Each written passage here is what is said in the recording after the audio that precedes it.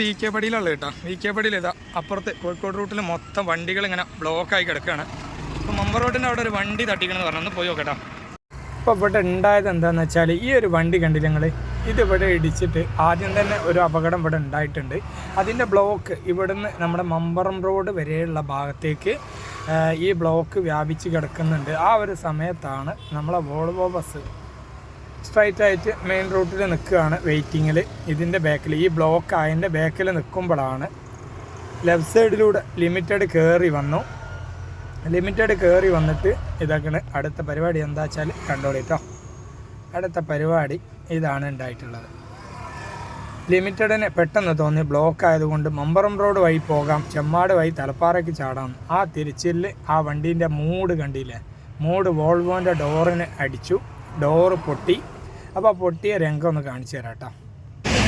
പിടുത്തമിട്ട ബ്ലോക്കാണ്, മണിക്കൂറുകൾ ബ്ലോക്കായി ഇവിടെ. നല്ല പിടുത്തമിട്ട ബ്ലോക്കാണ്. അപ്പോൾ KSRTC ബസ് അവിടെ ഉണ്ട്, ഇവിടുന്ന് മാറ്റിയിട്ടുണ്ട്. അതിമേലത്തെ ബാക്കി ചിത്രങ്ങൾ കാണിച്ചു തരാം. അതൊക്കെ നമ്മളെ വോൾവോൻ്റെ ഗ്ലാസ്സൊക്കെ അവിടെ പൊട്ടി നിൽക്കുന്നുണ്ട്. എന്താ സംഭവിച്ചതെന്ന് കാണിച്ചു തരാം കേട്ടോ.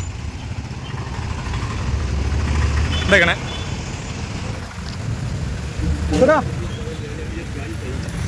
കണ്ടില്ല ഞങ്ങൾ വോൾവോൻ്റെ ഡോറിൻ്റെ തീരുമാനമായിട്ടാ.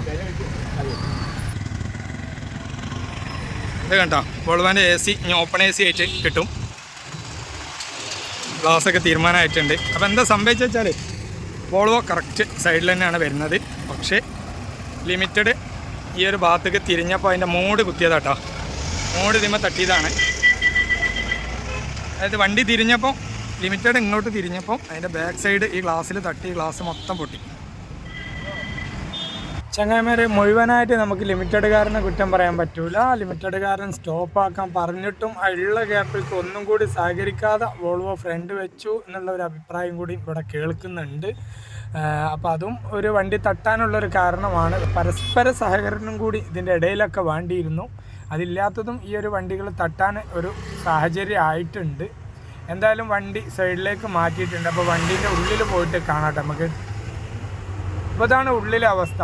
എന്താ പൊട്ടും പൊടിയൊക്കെ കിടന്നിട്ടുണ്ട്. സെൻറ്ററിലുള്ള ഡോറിനാണ് സംഭവിച്ചിട്ടുള്ളത്. എന്തായാലും ബ്ലോക്കൊക്കെ ഒരു വിധമൊക്കെ പോയിട്ടുണ്ട് കേട്ടോ. ബ്ലോക്കൊക്കെ പോയതിന് ശേഷം നമ്മൾ ഈ ഒരു വീഡിയോ ഇവിടെ വൈൻഡപ്പ് ചെയ്യണം. അപ്പോൾ ഈ ഒരു വീഡിയോൻ്റെ അഭിപ്രായങ്ങളൊക്കെ നിങ്ങളൊന്ന് കമൻറ്റിൽ അറിയിക്കട്ടോ. Okay, by.